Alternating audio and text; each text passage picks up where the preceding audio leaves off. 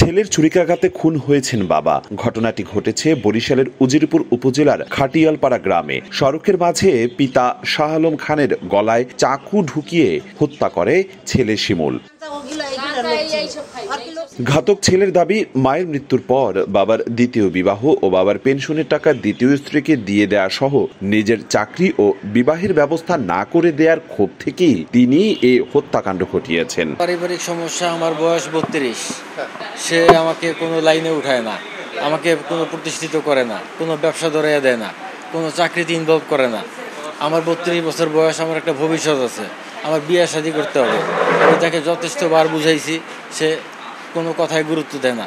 সে পরিবারের সবাইকে সব কিছু করে দিছে, আমাকে কিছু করে দেয় না।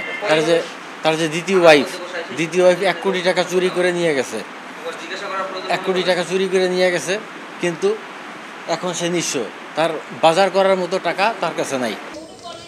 তবে নিহতের স্ত্রী ও স্বজনদের দাবি, ছেলে শিমুল মাদকাসক্ত হওয়ায় প্রায়ই পরিবারে অশান্তি করতেন এবং মাদকের টাকার জন্য তার বাবাকে মারধর করতেন।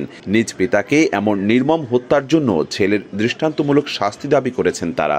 3-4 বার মারতেও গেছে, তারপর আর রিহাবে দেওয়া হয়েছে, 3-4 বার রিহাবেও দেওয়া হয়েছে।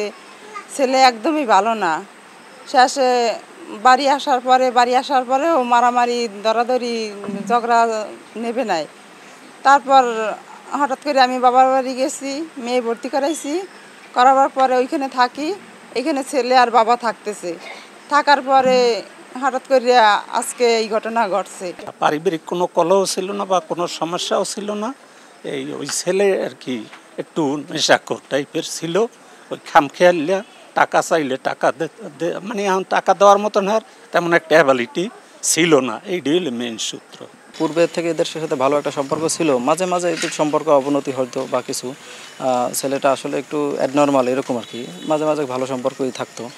তাই এর বাবা তো এই যে আজকে মারা গেছে আর কি, যে মাইরে ফেলাইছে, সে তো একসময় চাকরি করতো, একসময় ভরণ পোষণ অনেক বেশি টাকা পয়সা দিতে পারতো। এখন তো রিটায়ার্ডে আছে, আগের মতো টাকা পয়সা ওইভাবে দিতে পারে না বা কিছু। এর প্রক্রিয়া আর কি, প্রতিক্রিয়া আর কি এরকম একটা সৃষ্টি হয়েছে। ওই ছেলে নেশা টেশা খাইতো, পরে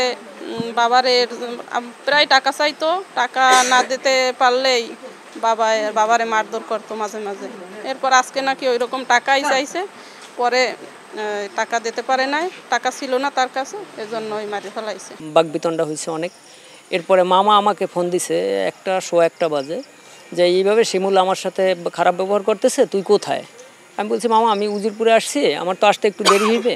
এরপর বলে যে তুই সম্ভব হলে একটু পুলিশ পাঠা, নাহলে তুই একটু আস।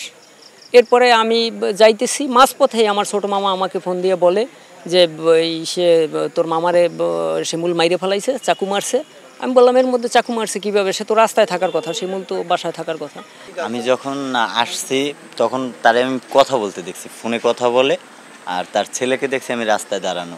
তারপরে আমি ওর সাথে কথা বলছি যে ফ্যামিলিতে কোনো সমস্যা, বলছে হ্যাঁ আমার পারিবারিক সমস্যা।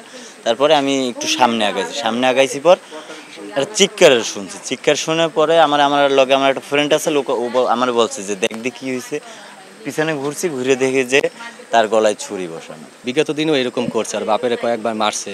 এই মিলন মামা আমার ফোন দিয়ে বলছে যে মিরাজ এরকম করে, বাপের সিগারেট কিনে দিতে বলে, মানে অনেক অত্যাচার করে। তারপরে আমাদের মসজিদ থেকে আজকে নামাজ পড়ে বের হওয়ার পরে এই ঘটনা ঘটছে।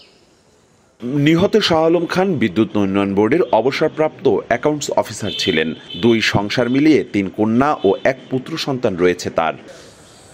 অপূর্ব অপু, সময় সংবাদ, বরিশাল।